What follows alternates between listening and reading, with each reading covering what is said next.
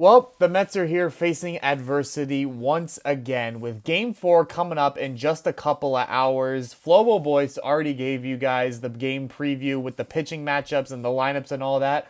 I'm here to give you the reasons why Carlos Mendoza is making the decisions that he's making, giving you updates on all the guys' injuries and what we will be seeing for the rest of the series. What is going on, everybody? Welcome to this new edition, this brief edition of Mets Digest with your host, Michael DeAngelo. As you see on the screen, Game 4 coming up. Mets are down 2-1. They are here again facing adversity. They have been in this position before. Will will Grimace come and save us again? We're about to find out. This is the second home game of the 7-game series. We have one home game left the day after, and then we will be on the road to face the Dodgers in LA if we were able to extend the series to 6 and 7 games. So now it's do or die time, and Carlos Mendoza is putting out his healthiest guys possible, besides Brandon Nimmo, who has been dealing with a plantar fasciitis injury, injury that he has reported that he will be receiving a cortisone shot at the beginning of next season or at the end of this season to help out with that injury. If you guys don't notice now when he's playing out there, you can kind of see him hobbling out there in left field and still asking why is he still out there? Why is he playing injured? Carlos Mendoza is going to play the guys that got him here. And Brandon Nimmo is one of those guys that got us here in this position in the first place. He's one of the best bats that we have in the lineup. He is batting cleanup tonight, playing left field, not batting third. Pete Alonso will bat third tonight, facing off against Yoshiba Yamamoto. And we will see how well his foot will be holding up in today's lineup. Now, Carlos Mendoza said himself in this quote, look, he's going to feel it. He's going to feel that pain in his foot. He's going to play through it, and he's doing everything he can in the training room and the weight room to put himself in a position where he's a player for us. And that is why I'm comfortable with him in the lineup. This quote comes from the fan. Shout out to W Fan for this. So, you know, this is baseball. This is what's going to happen. Guys are going to have to play hurt. We're seeing it already now with Brandon Nimmo. Some of the guys on the pitching staff are probably playing hurt as well. It's just those dog days at the end of the season, and you don't have much more options. Look, Luis Angel Acuna is on the bench. He doesn't have major league outfield experience just yet. Anytime he's been put into the game, it's been at either shortstop or second base. Even though he can play center field, it's still not a position that he's not ready for, especially in the playoffs. Starling Marte is really strictly a right fielder now. His body is a little bit too old for him to be playing center field nowadays. So that kind of cancels that out. And with Jeff McNeil just coming back from injury from a fractured wrist, it's kind of hard to just throw him out there in the outfield and expect him to be what he was when he hasn't really had any time to get any sort of rhythm going on in the defense or on offense, even though he did play a couple games in the Arizona Fall League. Obviously, Fall League baseball and Major League Playoff baseball are two completely different things.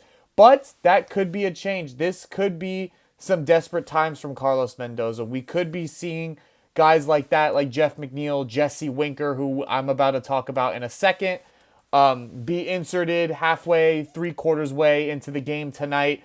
We see JD Martinez batting 6th at the designated hitter tonight. Everyone's wondering why.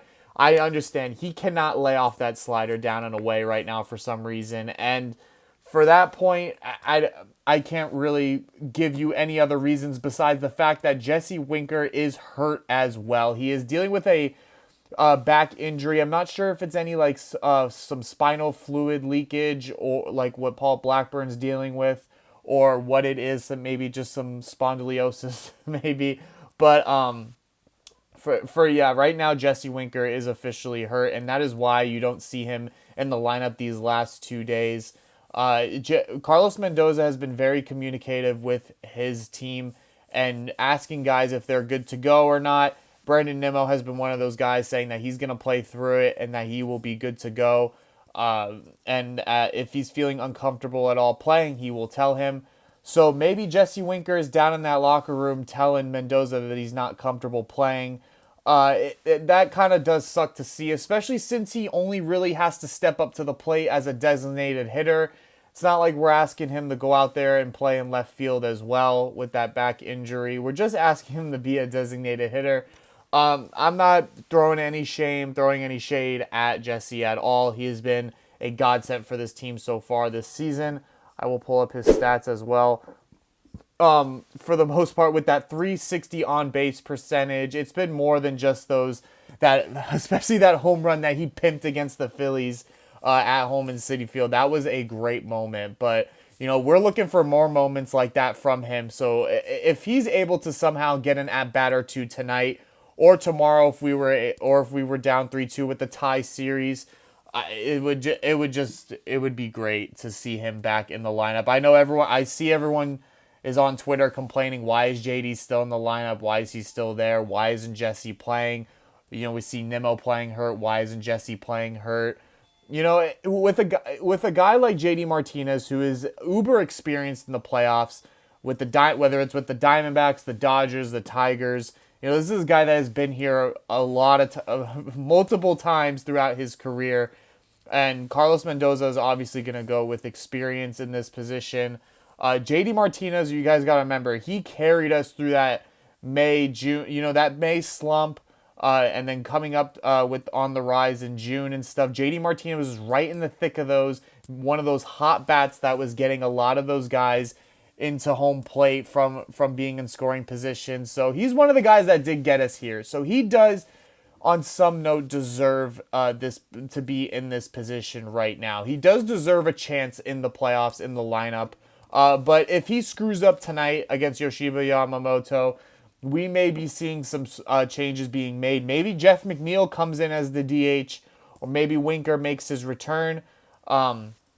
But when it comes to Jeff McNeil coming out in the outfield, obviously that could be a much bigger possibility with Brandon Nimmo being moved to a designated hitter. Carlos Mendoza obviously has a very deep team right now, especially with the bats. Remember, they kept Luis Angel Acuna on the playoff roster and cut Adam Ottavino for this series. So he does have an extra bat in the lineup with him. And with that being said, he has a very deep team that he can play around with. And, a lot of guys that can play a lot of different positions. The one very disappointing thing I will say is seeing Jesse Winker sitting on the bench last night when he has 4 career hits against Walker Buehler, with 2 of them being home runs. And so not seeing him, not even a pinch hit appearance, is a little disappointing to see out of Carlos Mendoza and Jesse Winker himself. I can't say much more. With that being said, the lineup needs to get going tonight after being shut out 8-0 last night. That cannot happen again. Yoshida Yamamoto has been a super inconsistent pitcher this whole season, and they need to be playing and stepping up to that plate like you are down 3-1 in this series right now. You need to be playing this game like you are down 3-1 in this series, like I just said. You can't go down 3-1 going into the last game in your house down 3-1. Because the fans' energy is going to be deflated, and you don't want that, which could be potentially your last home game of the season. You got to bounce back here tonight and get a big one. Edwin Diaz didn't even get... Most of the bullpen is fresh and ready to go. Tyler McGill threw most of the second half of that game, and as soon as they gave up the 3-run homer to Ohtani, they just let McGill rock the rest of the game. You got to... Now...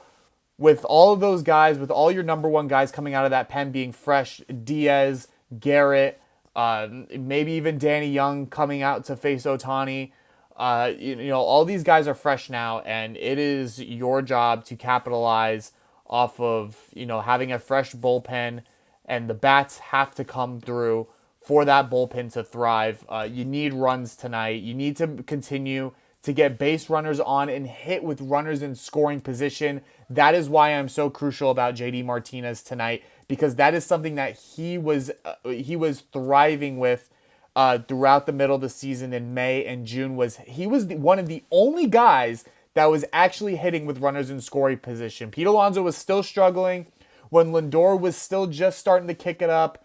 that guy that was, Brandon Nimmo was still drawing a lot of walks. And with that, JD Martinez was the only guy in that lineup throughout the middle of that season that was hitting with runners in scoring position and getting guys home. And, he's got to channel that back right now because he's going to be hitting in that sixth spot, in the designated hitter spot, with guys in front of him like Nimmo, Lindor, Pete Alonso, if he could even get on base in the first place.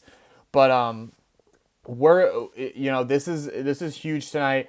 JD playing his former team once again. It's got to be all hands on deck. We need everyone tonight and everyone's participation, because it can't just be Francisco Lindor coming up with the bases loaded and 2 outs and putting all the pressure on him each and every single inning that we have a chance to score. It's got to be other guys as well. I would love to see Jeff McNeil put in a big spot here.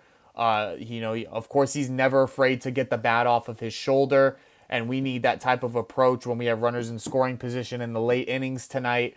Harrison Bader back in the lineup as well for Tyrone Taylor. I love that move, considering Bader is the more power hitter for in center field than Taylor was. Even though Taylor had a great defensive game in center field last night, I still love the move of Bader being out there.